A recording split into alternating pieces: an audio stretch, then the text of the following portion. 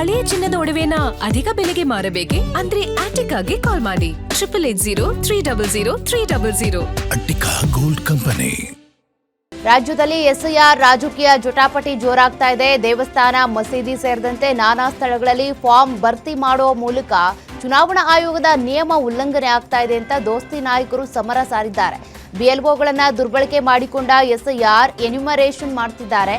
BJP ಜೆಡಿಎಸ್ನಿಂದ ಮುಖ್ಯ ಚುನಾವಣಾ ಅಧಿಕಾರಿಗೆ 3 ಪುಟಗಳು ಸೇರಿದಂತೆ 18 ನಾಯಕರ ಸಹಿಯುಳ್ಳ ದೂರು ಸಲ್ಲಿಕೆ ಮಾಡಲಾಗಿದೆ.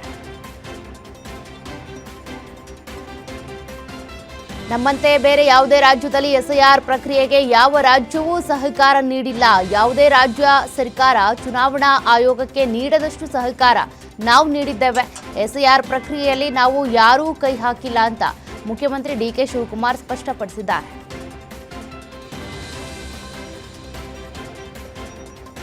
ಎಸ್ಐಆರ್ ಲೋಪದ ಬಗ್ಗೆ ಬಿಜೆಪಿ ಜೆಡಿಎಸ್ ದೂರು ಕೊಟ್ಟಿರುವ ವಿಚಾರಕ್ಕೆ ಗೃಹ ಸಚಿವ ಪ್ರಿಯಾಂಕ್ ಖರ್ಗೆ ಪ್ರತಿಕ್ರಿಯೆ ಕೊಟ್ಟಿದ್ದಾರೆ. ಕಲಬುರಗಿಯಲ್ಲಿ ಮಾತನಾಡಿದ ಅವರು, ಬಿಜೆಪಿ ಜೆಡಿಎಸ್ ದೂರು ಕೊಡೋದು ಒಂದು ನಾಟಕ.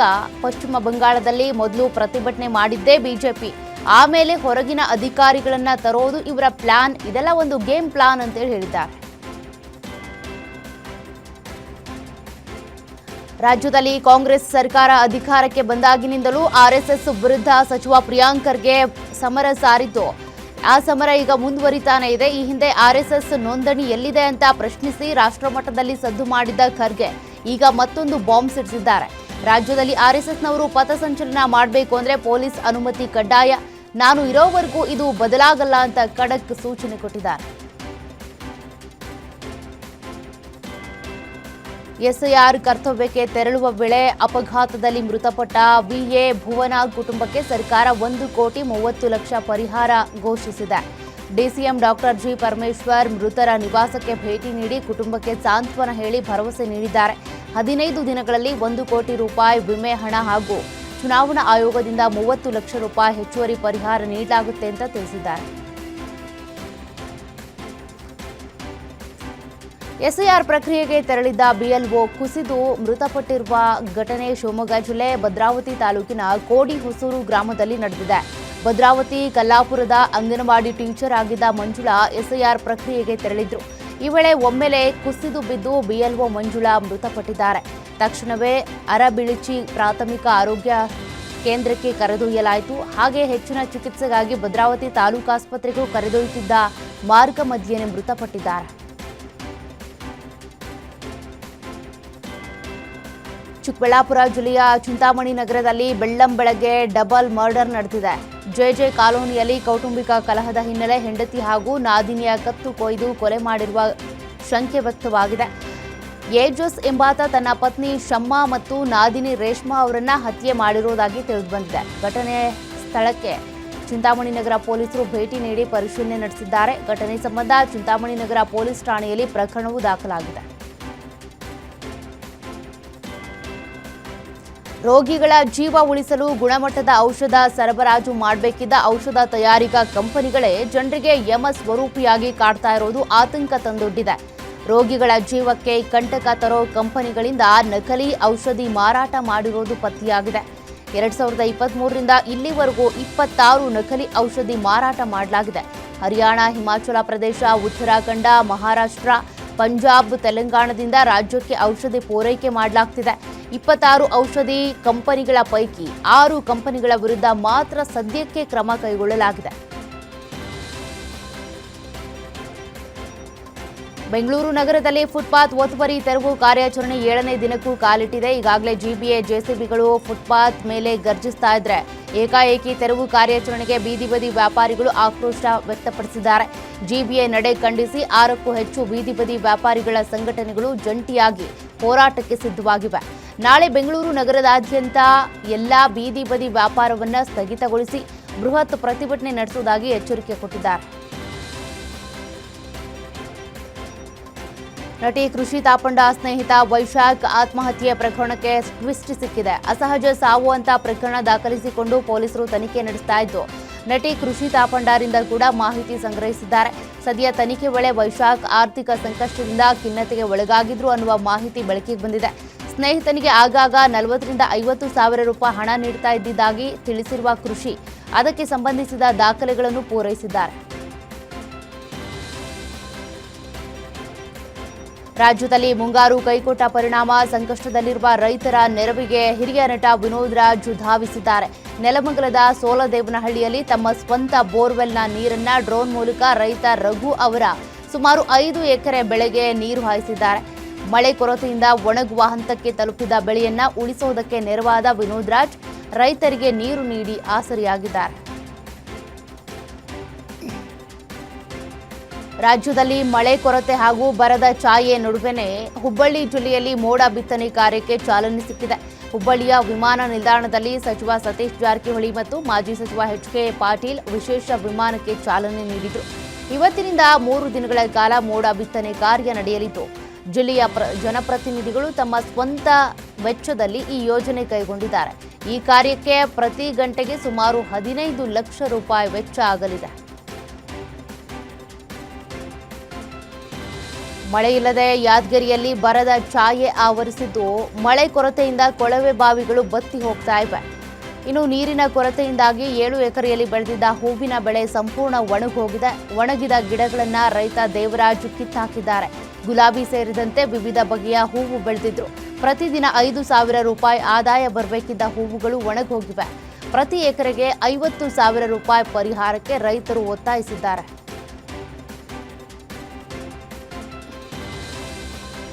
ಹಾಸನ ಜಿಲ್ಲೆಯ ಮಲೆನಾಡು ಭಾಗದಲ್ಲಿ ಬಿರುಗಾಳಿ ಸಹಿತ ಮಳೆಗೆ ಬೃಹತ್ ಗಾತ್ರದ ಮರ ಉರುಳಿ ಬಿದ್ದಿದೆ. ಸಕಲೇಶಪುರ ತಾಲೂಕಿನ ಬ್ಯಾಕರವಳ್ಳಿ ಸಮೀಪದ ಕುಣಿಗಲ್ ಗ್ರಾಮದಲ್ಲಿ ಭಾರೀ ಮಳೆಯಾಗಿತ್ತು.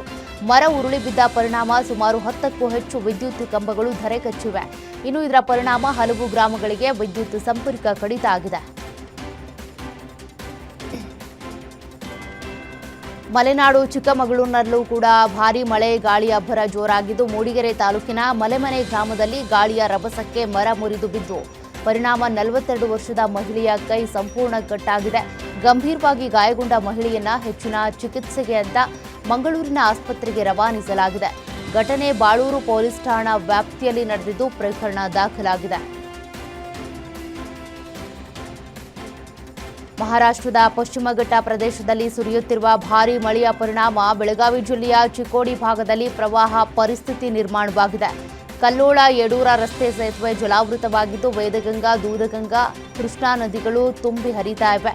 ಕೃಷ್ಣಾ ನದಿಗೆ ಸುಮಾರು 60,000 ಕ್ಯೂಸೆಕ್ ನೀರು ಹರಿದು ಬಂದಿದ್ದು, ಹಲವು ಸೇತುವೆಗಳು ಮುಳುಗಡೆ ಆಗಿವೆ. ನದಿ ತೀರಕ್ಕೆ ತೆರಳದಂತೆ ಜಿಲ್ಲಾಡಳಿತ ಸಾರ್ವಜನಿಕರಿಗೆ ಎಚ್ಚರಿಕೆ ಕೊಟ್ಟಿದೆ. ಪಶ್ಚಿಮ ಘಟ್ಟಗಳ ಪ್ರದೇಶದಲ್ಲಿ ಭಾರೀ ಮಳೆ ಹಿನ್ನೆಲೆ ಬೆಳಗಾವಿ ಜಿಲ್ಲೆಯ ಖಾನಾಪುರ ತಾಲೂಕಿನ ಹೆಬ್ಬಾನಟ್ಟಿ ಮಾರುತಿ ಮಂದಿರ ಮುಳುಗಡೆ ಆಗಿಬಿಟ್ಟಿದೆ. ದೇವಾಲಯದ ಮೇಲ್ಭಾಗದಲ್ಲಿ ಬಂದು ಭಕ್ತರು ದರ್ಶನ ಪಡೆದಿದ್ದಾರೆ. ಇನ್ನು ಕಡಕುಂಬಿ ಹಾಗೂ ಜಾಂಬೋಟಿ ಭಾಗದಲ್ಲಿ ಮಳೆ ಹಿನ್ನೆಲೆ ಮಲಪ್ರಭಾ ನದಿಯಲ್ಲಿ ನೀರಿನ ಹರಿವು ಹೆಚ್ಚಾಗಿದೆ.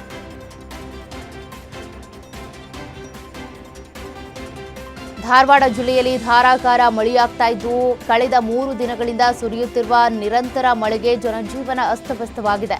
ಮತ್ತೊಂದು ಕಡೆ ಬರಗಾಲದಂತಹ ಪರಿಸ್ಥಿತಿಯನ್ನೇ ಬದಲಿಸಿರುವ ಮಳೆಯಿಂದಾಗಿ ರೈತರ ಮೊಗದಲ್ಲಿ ಮಂದಹಾಸ ಮೂಡಿದೆ.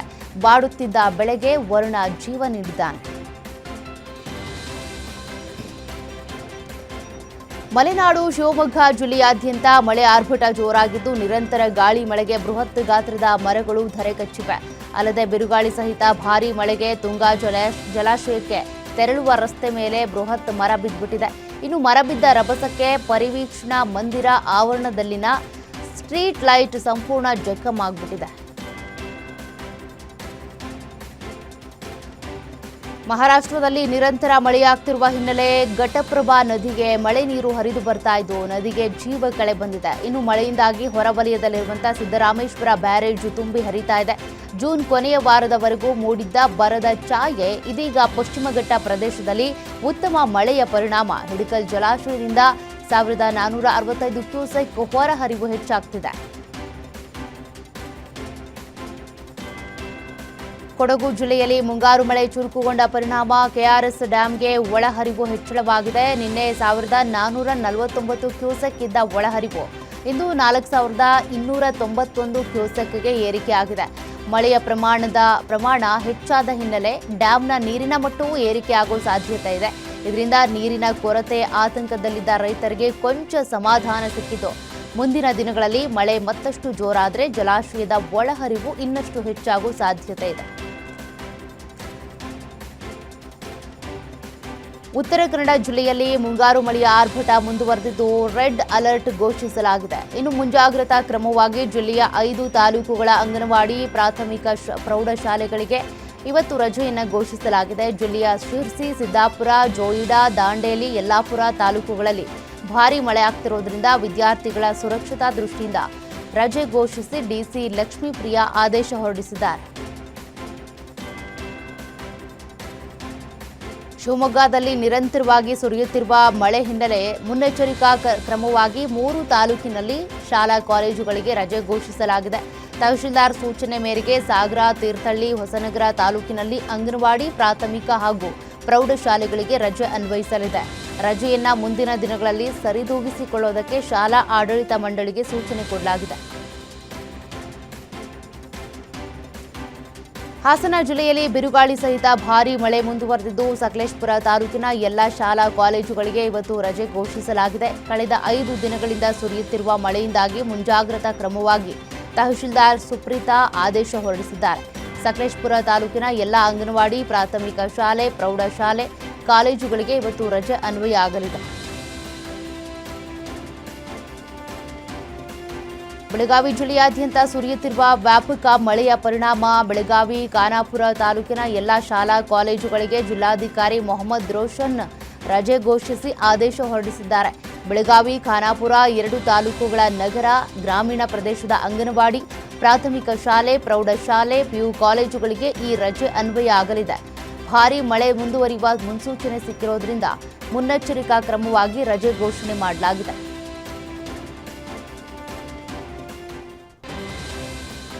ಚಿಕ್ಕಮಗಳೂರು ಜಿಲ್ಲೆಯ ಮಲೆನಾಡು ಭಾಗದಲ್ಲಿ ಮಳೆ ಆರ್ಭಟಿಸ್ತಾ ಇದೆ. ಹೀಗಾಗಿ ಮುಂಜಾಗ್ರತಾ ಕ್ರಮವಾಗಿ 3 ತಾಲೂಕುಗಳ ಶಾಲೆಗಳಿಗೆ ಜಿಲ್ಲಾಡಳಿತ ರಜೆ ಘೋಷಣೆ ಮಾಡಿದೆ. ಕೊಪ್ಪ, ಶೃಂಗೇರಿ ಮತ್ತು ಕಳಸ ತಾಲೂಕುಗಳ ಎಲ್ಲ ಅಂಗನವಾಡಿ ಪ್ರಾಥಮಿಕ ಶಾಲೆ, ಪ್ರೌಢಶಾಲೆಗಳಿಗೆ ರಜೆ ನೀಡಿ ಜಿಲ್ಲಾಧಿಕಾರಿ ಭನ್ವರ್ ಸಿಂಗ್ ಮೀನಾ ಆದೇಶ ಹೊರಡಿಸಿದ್ದಾರೆ.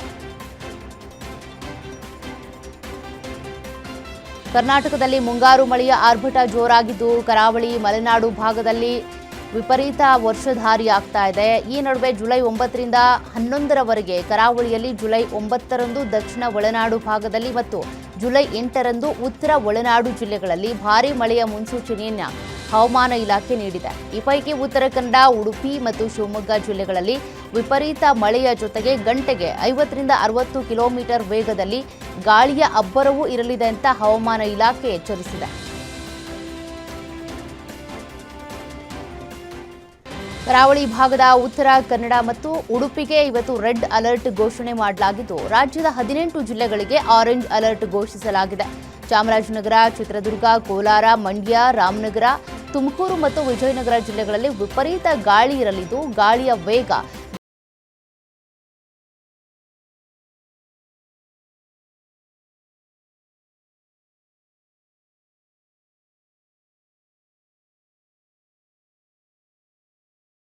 ಬೆಂಗಳೂರು ನಗರದಲ್ಲೂ ಕೂಡ ಇವತ್ತು ಭಾರೀ ಮಳೆಯ ನಿರೀಕ್ಷೆ ಇದ್ದು ಆರೆಂಜ್ ಅಲರ್ಟ್ ಘೋಷಿಸಲಾಗಿದೆ.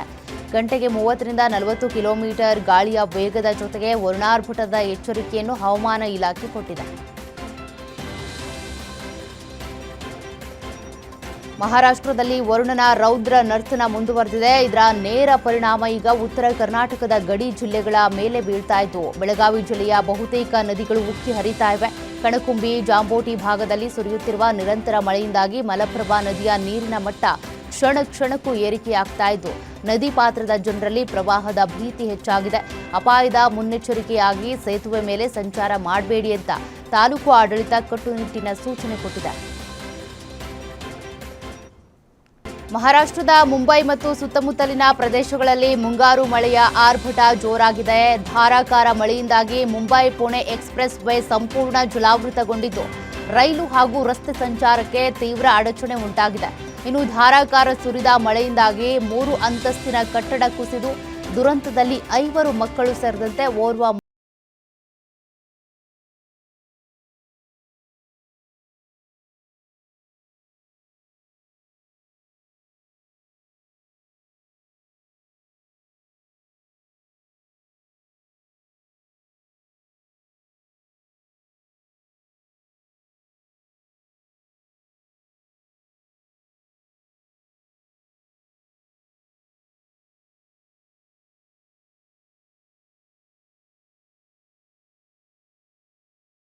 ಆರ್ಭಟ ಮತ್ತಷ್ಟು ಭೀಕರವಾಗಿದ್ದು ಭಾರೀ ಮಳೆಗೆ ಕನಿಷ್ಠ 10 ಜನ ಸಾವನ್ನಪ್ಪಿದ್ದಾರೆ.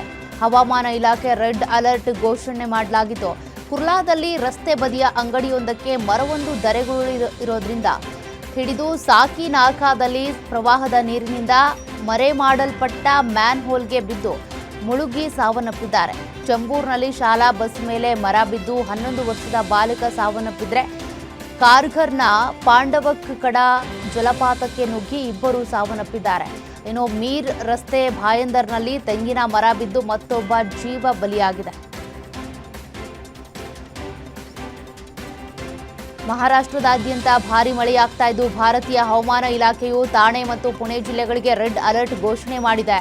ತೀವ್ರ ಮಳೆ ಮತ್ತು ಸುರಕ್ಷತೆಯ ದೃಷ್ಟಿಯಿಂದ ಆಡಳಿತ ಮಂಡಳಿ ಈ ಪ್ರದೇಶಗಳಲ್ಲಿನ ಎಲ್ಲಾ ಶಾಲೆಗಳಿಗೆ ರಜೆ ಘೋಷಿಸಿದ್ದು, ನಿರಂತರ ಗಾಳಿ ಮಳೆಗೆ ಜನಜೀವನ ಸಂಪೂರ್ಣ ಅಸ್ತವ್ಯಸ್ತ ಆಗಿದೆ.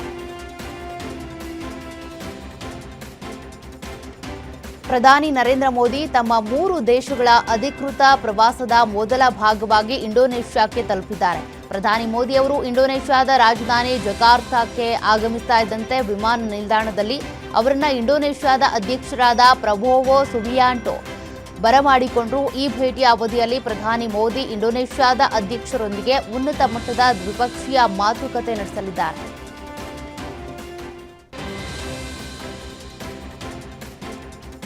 ಭಾರತ ಮತ್ತು ಪಾಕಿಸ್ತಾನದ ನಡುವಿನ ದಶಕಗಳ ಇತಿಹಾಸವಿರುವ ಸಿಂಧೂ ನದಿ ನೀರು ಒಪ್ಪಂದದ ವಿವಾದಕ್ಕೆ ಸಂಬಂಧಪಟ್ಟಂತೆ ಪಾಕಿಸ್ತಾನದ ಮಾಜಿ ವಿದೇಶಾಂಗ ಸಚಿವ ಬಿಲಾವಲ್ ಭುಟ್ಟೋ ಭಾರತದ ವಿರುದ್ಧ ಪ್ರಚೋದನಾಕಾರಿ ಹೇಳಿಕೆ ನೀಡಿದ್ದಾರೆ. ಸಿಂಧೂ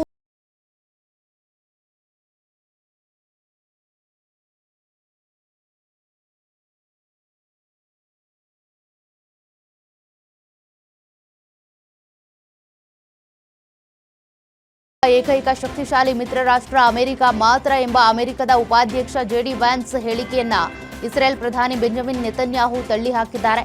ಭಾರತವು ಇಸ್ರೇಲ್ಗೆ ಅಗಾಧ ಬೆಂಬಲ ನೀಡುತ್ತಾ ಇದ್ದು 1.4 ಬಿಲಿಯನ್ ಭಾರತೀಯರು ನಮ್ಮೊಂದಿಗಿದ್ದಾರೆ ಅಂತ ನೆತನ್ಯಾಹು ಶ್ಲಾಘಿಸಿದ್ದಾರೆ. ಇಸ್ರೇಲ್ ತಂತ್ರಜ್ಞಾನ ಮತ್ತು ಮಿಲಿಟರಿ ಶಕ್ತಿಗೆ ವಿಶ್ವದ ಹಲವು ದೇಶಗಳಿಂದ ಬೇಡಿಕೆ ಇದೆ ಅಂತ ಹೇಳಿದ ಅವರು, ಸೈಬರ್ ಭದ್ರತೆಯಲ್ಲಿ ಇಸ್ರೇಲ್ ವಿಶ್ವದಲ್ಲಿ 2ನೇ ಸ್ಥಾನದಲ್ಲಿದೆ ಅಂತ ಹೇಳಿದ್ದಾರೆ.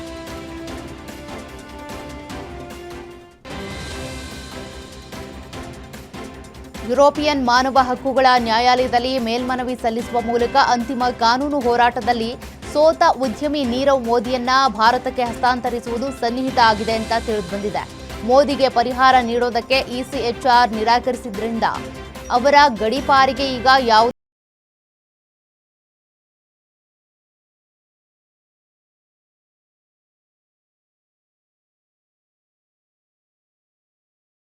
ಎಂಬ ಆರೋಪದ ಕುರಿತು ಸಿಬಿಐ ತನಿಖೆಗೆ ಆದೇಶಿಸಬೇಕು ಅಂತ ಸಲ್ಲಿಕೆಯಾಗಿದ್ದ ಸಾರ್ವಜನಿಕ ಹಿತಾಸಕ್ತಿ ಅರ್ಜಿಯನ್ನ ವಿಚಾರಣೆಗೆ ಸ್ವೀಕರಿಸುವುದಕ್ಕೆ ಅಲಹಾಬಾದ್ ಹೈಕೋರ್ಟ್ ನಿರಾಕರಿಸಿದೆ. ಇದೇ ವಿಚಾರಕ್ಕೆ ಸಂಬಂಧಪಟ್ಟಂತೆ ಈಗಾಗಲೇ ಸುಪ್ರೀಂ ಕೋರ್ಟ್ನಲ್ಲಿ ಅರ್ಜಿ ಸಲ್ಲಿಕೆ ಆಗಿರುವುದರಿಂದ ಹೈಕೋರ್ಟ್ ಈ ನಿರ್ಧಾರವನ್ನು ಕೈಗೊಂಡಿದೆ. ಅಯೋಧ್ಯೆ ರಾಮ ಮಂದಿರದ ಇತಿಹಾಸದಲ್ಲೇ ಇಂಥದ್ದೊಂದು ಹಠಾತ್ ಬೆಳವಣಿಗೆ ನಡೆದಿರಲಿಲ್ಲ. ಮಂದಿರದ ಹುಂಡಿ ಹಣ ಸಂಗ್ರಹಣೆಯಲ್ಲಿ ಭಾರೀ ಅವ್ಯವಹಾರ ನಡೆದಿದೆ ಎನ್ನಲಾದ ಆರೋಪ ಕೇಳಿಬಂದ ಬೆನ್ನಲ್ಲೇ ಟ್ರಸ್ಟ್ನಲ್ಲಿ ದೊಡ್ಡ ತಲೆಗಳು ಉರುಳಿವೆ. ಮಹತ್ವದ ಟ್ರಸ್ಟ್ ಸಭೆಗೆ ಗೈರಾಗಿದ್ದ ಪ್ರಧಾನ ಕಾರ್ಯದರ್ಶಿ ಚಂಪತ್ ರಾಯ್ ಹಾಗೂ ಟ್ರಸ್ಟಿ ಅನಿಲ್ ಮಿಶ್ರಾ ಅವರ ರಾಜೀನಾಮೆಯನ್ನ ಸರ್ವಾನುಮತದಿಂದ ಅಂಗೀಕರಿಸಲಾಗಿದೆ. ಚಂಪತ್ ರಾಯ್ ಸ್ಥಾನಕ್ಕೆ ಹಂಗಾಮಿ ಪ್ರಧಾನ ಕಾರ್ಯದರ್ಶಿಯಾಗಿ ಕೃಷ್ಣ ಮೋಹನ್ ಅವರಿಗೆ ಪಟ್ಟ ಕಟ್ಟಲಾಗಿದೆ.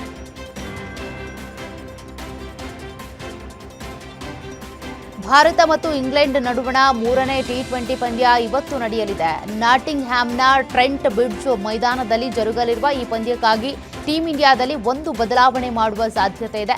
ಇದೀಗ ಗೆಲುವಿನ ಲಯಕ್ಕೆ ಮರಳುವ ಇರಾದೆಯೊಂದಿಗೆ ಕಣಕ್ಕಿಳಿಯಲಿರುವಂತಹ ಟೀಂ ಇಂಡಿಯಾ ರವಿ ಬಿಷ್ಣೋಯ್ ಅವರನ್ನ ಕೈಬಿಟ್ಟು ಅವರ ಬದಲಿಗೆ ಹೆಚ್ಚುವರಿ ವೇಗಿಯನ್ನ ಕಣಕ್ಕಿಳಿಸುವ ಸಾಧ್ಯತೆ ಇದೆ.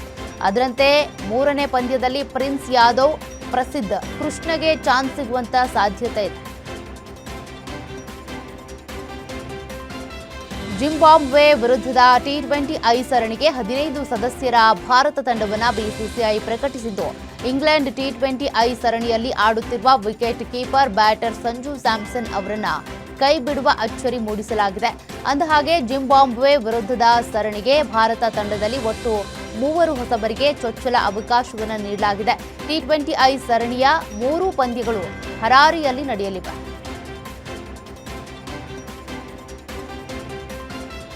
ಇಂಗ್ಲೆಂಡ್ ವಿರುದ್ಧದ 3 ಪಂದ್ಯಗಳ ಏಕದಿನ ಸರಣಿಯ ಭಾರತ ತಂಡದಲ್ಲಿ ಒಂದು ಮಹತ್ತರ ಬದಲಾವಣೆಯನ್ನು ತರಲಾಗಿದೆ. ಗಾಯಾಳು ಆಲ್ರೌಂಡರ್ ನಿತೀಶ್ ಕುಮಾರ್ ರೆಡ್ಡಿ ಏಕದಿನ ಸರಣಿಯಿಂದ ಹೊರಬಿದ್ದಿದ್ದು, ಅವರ ಸ್ಥಾನಕ್ಕೆ ಮತ್ತೊಬ್ಬ ಆಲ್ರೌಂಡರ್ ಶುಭಂ ದುಬೆ ಅವರನ್ನು ಆಯ್ಕೆ ಮಾಡಲಾಗಿದೆ. ಸದ್ಯ ಭಾರತ ತಂಡ ಇಂಗ್ಲೆಂಡ್ ಎದುರು T20I ಸರಣಿಯನ್ನ ಆಡ್ತಾ ಇದ್ದು, ಇದಾದ ಬಳಿಕ ಏಕದಿನ ಸರಣಿಯನ್ನ ಆಡಲಿದೆ. ಪೋರ್ಚುಗಲ್ನ ದಿಗ್ಗಜ ಫುಟ್ಬಾಲ್ ಆಟಗಾರ ಕ್ರಿಸ್ಟಿಯಾನೋ ರೊನಾಲ್ಡೋ ಅವರು 2026ರ ಫಿಫಾ ವಿಶ್ವಕಪ್ ತಮ್ಮ ವೃತ್ತಿ ಜೀವನದ ಕೊನೆಯ ಪಂದ್ಯ ಆಗಲಿದೆ ಅಂತ ದೃಢಪಡಿಸಿದ್ದಾರೆ. ಪಂದ್ಯಾವಳಿಯ ಪ್ರತಿ ಕ್ಷಣವನ್ನ ಸವಿಯೋದಕ್ಕೆ ಬಯಸ್ತೀನಿ ಮತ್ತು 16ರ ಸುತ್ತಿನಲ್ಲಿ ಸ್ಪೇನ್ ವಿರುದ್ಧ ಪೋರ್ಚುಗಲ್ನ ಪ್ರಯಾಣ ಕೊನೆಗೊಳ್ಳಬಾರದು ಅಂತೇಳಿ ಆಶಿಸ್ತೀನಿ ಅಂತ ತಿಳಿಸಿದ್ದಾರೆ.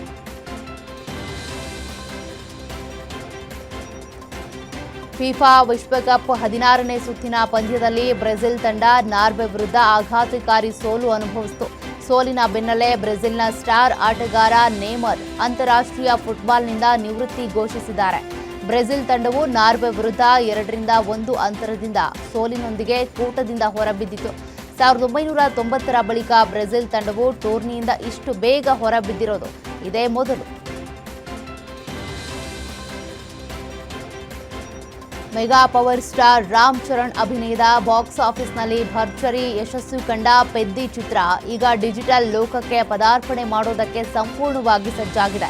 ಚಿತ್ರಮಂದಿರಗಳಲ್ಲಿ ಧೂಳೆಬ್ಬಿಸಿದ್ದ ಈ ಬ್ಲಾಕ್ ಬಾಸ್ಟರ್ ಸಿನಿಮಾ ಜುಲೈ 9ರಿಂದ ನೆಟ್ಫ್ಲಿಕ್ಸ್ನಲ್ಲೂ ಕೂಡ ಸ್ಟ್ರೀಮಿಂಗ್ ಆರಂಭಿಸಲಿದೆ. ಬಾಲಿವುಡ್ನ ಯುವ ಹಾಗೂ ಪ್ರತಿಭಾವಂತ ನಟ ನಿರ್ದೇಶಕ ಪ್ರದೀಪ್ ರಂಗನಾಥನ್ ತಮ್ಮದೇ ಆದ ಹೊಸ ನಿರ್ಮಾಣ ಸಂಸ್ಥೆಯನ್ನ ಘೋಷಿಸಿದ್ದಾರೆ. PR ಶೋ ಎಂದು ಹೆಸರಿಡಲಾದ ಈ ಬ್ಯಾನರ್ ಅಡಿಯಲ್ಲಿ ತಮ್ಮ ನೂತನ ಸಿನಿಮಾವನ್ನ ಅವರು ಅನೌನ್ಸ್ ಮಾಡಿದ್ದಾರೆ. ಈ ಚಿತ್ರಕ್ಕೆ ಒಬ್ಬರಲ್ಲ ಇಬ್ಬರಲ್ಲ ಬರೋಬ್ಬರಿ 6 ಜನ ನಿರ್ದೇಶಕರು ಆಕ್ಷನ್ ಕಟ್ ಹೇಳ್ತಾ ಇರೋದು ಇಡೀ ಸೌತ್ ಸಿನಿ ಪ್ರೇಕ್ಷಕರಲ್ಲಿ ಭಾರಿ ಕುತೂಹಲಕ್ಕೆ ಕಾರಣ ಆಗಿದೆ. ಕನ್ನಡ ಕಿರುತೆರೆಯ ಅತ್ಯಂತ ಜನಪ್ರಿಯ ಧಾರಾವಾಹಿ ಜೊತೆಯಲ್ಲಿ ಮೂಲಕ ಬಣ್ಣದ ಲೋಕಕ್ಕೆ ಪದಾರ್ಪಣೆ ಮಾಡಿ ನಂತರ ಸ್ಯಾಂಡಲ್ವುಡ್ನಲ್ಲಿ ಗುರುತಿಸಿಕೊಂಡ ನಟಿ ಮೇಘಾ ಶೆಟ್ಟಿ ಈಗ ತೆಲುಗು ಚಿತ್ರರಂಗಕ್ಕೆ ಲಗ್ಗೆ ಇಟ್ಟಿದ್ದಾರೆ. ಮಾಯಾ ಬಜಾರ್ ಜೂನಿಯರ್ ಸಿನಿಮಾಗಳ ಖ್ಯಾತಿಯ ನಿರ್ದೇಶಕ ರಾಧಾಕೃಷ್ಣ ರೆಡ್ಡಿ ನಿರ್ದೇಶಿಸಲಿರುವ ಹೊಸ ಚಿತ್ರದ ಮೂಲಕ ಅವರು ಟಾಲಿವುಡ್ಗೆ ಪದಾರ್ಪಣೆ ಮಾಡ್ತಿದ್ದಾರೆ. ಸದ್ಯಕ್ಕೆ ಈ ಚಿತ್ರಕ್ಕೆ ತಾತ್ಕಾಲಿಕವಾಗಿ #NN5 ಅಂತೇಳಿ ಹೆಸರಿಸಲಾಗಿದೆ. ರಾಕಿಂಗ್ ಸ್ಟಾರ್ ಯಶ್ ನಟನೆಯ ಬಹು ನಿರೀಕ್ಷಿತ ಟಾಕ್ಸಿಕ್ ಸಿನಿಮಾದ ತಬಾಹಿ ವಿಡಿಯೋ ಸಾಂಗ್ ಈಗ ಸ್ಯಾಂಡಲ್ವುಡ್ನಲ್ಲಿ ಹೊಸ ಸಂಚಲನ ಸೃಷ್ಟಿ ಮಾಡೋದಕ್ಕೆ ಸಜ್ಜಾಗಿದೆ. ಈ ಹಿಂದೆ ಬಿಡುಗಡೆಯಾಗಿದ್ದ ಈ ಹಾಡಿನ ಲಿರಿಕಲ್ ವಿಡಿಯೋ ಸಾಮಾಜಿಕ ಜಾಲತಾಣಗಳಲ್ಲಿ ಭಾರೀ ಧೂಳೆಬ್ಬಿಸಿತ್ತು. ಅಭಿಮಾನಿಗಳು ಕಾತುರದಿಂದ ಕಾಯ್ತಾ ಇದ್ದ ತಬಾಹಿ ಹಾಡಿನ ಪೂರ್ಣ ಪ್ರಮಾಣದ ವಿಡಿಯೋ ಸಾಂಗ್ ಅನ್ನ ಇದೇ ವಾರ ಬಿಡುಗಡೆ ಮಾಡೋದಕ್ಕೆ ಚಿತ್ರತಂಡ ನಿರ್ಧಾರ ಮಾಡಿದೆ ಎನ್ನಲಾಗಿದೆ.